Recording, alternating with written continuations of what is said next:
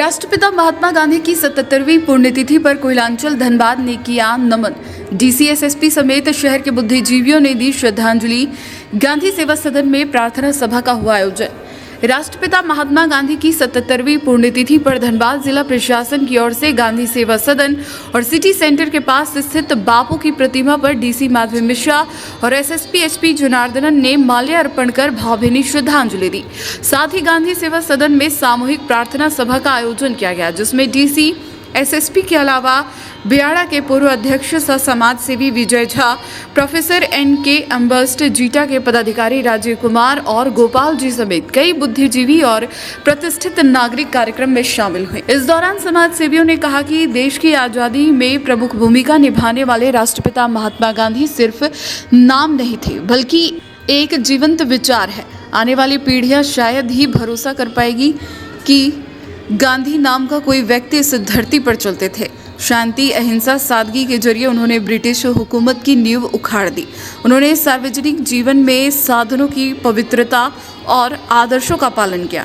देश को आज़ाद करने में उनके अतुल्य योगदान को हमेशा याद रखा जाएगा। बापू जी का 5 संदेश, अहिंसा, सत्य उनके जीवन का राह बना, अहिंसा रास्ता बना। ब्रह्मचर्य की भी बात करते थे वो, अस्त्य की भी बात करते थे। अस्त्य का मतलब होता है क्या कि किसी की चीज को हम नहीं ले।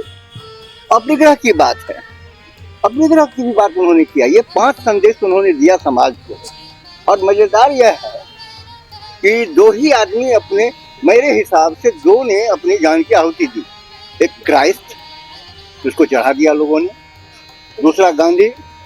देश के आजादी में या देश के समाज को बनाने में जो उनकी भूमिका थी, उन तमाम भूमिकाओं को रहते हुए भी जो समाज रेडिकलाइज हुआ है, जिसके कारण उनकी हत्या हुई, वही सिचुएशन था जिसने क्राइस्ट को चढ़ा दिया सूली पर। वही सिचुएशन फिर भारत का आया। देश आजादी में घुस में मत जश्न मना रहा था।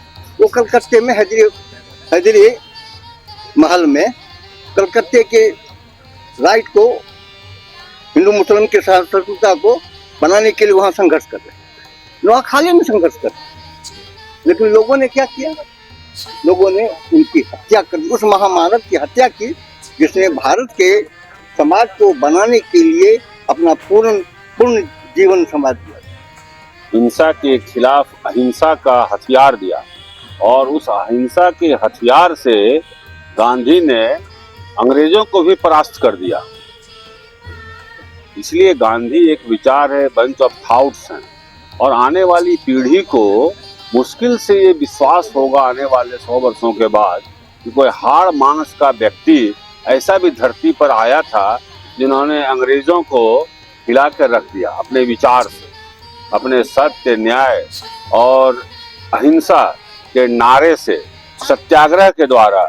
1917 में जब आए वो दक्षिण अफ्रीका से, उस समय दक्षिण अफ्रीका में भी जो भारतीयों के साथ वहाँ की प्रिटोरिया सरकार के द्वारा जो अत्याचार और जुल्म होता था, उसके खिलाफ जो उन्होंने दक्षिण अफ्रीका में आवाज उठाई।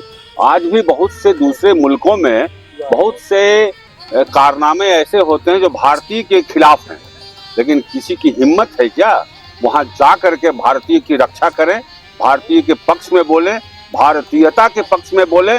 गांधी ने वह करके दिखाया।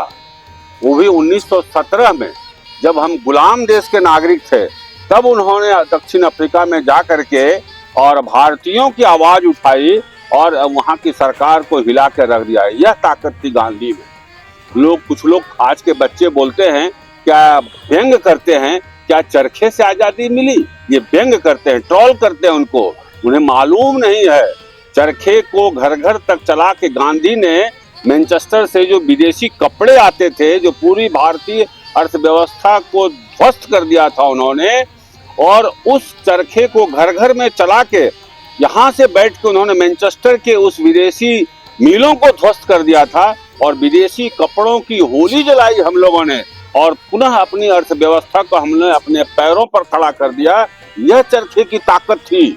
आज के बच्चे शायद समझ नहीं रहे हैं और व्यंग में लिखते हैं चरखे से आजादी मिली। चरखे की ताकत तुम्हें क्या मालूम बाबू। न्यूज एएनपी के लिए विवेक के साथ कुंवर अभिषेक सिंह की रिपोर्ट।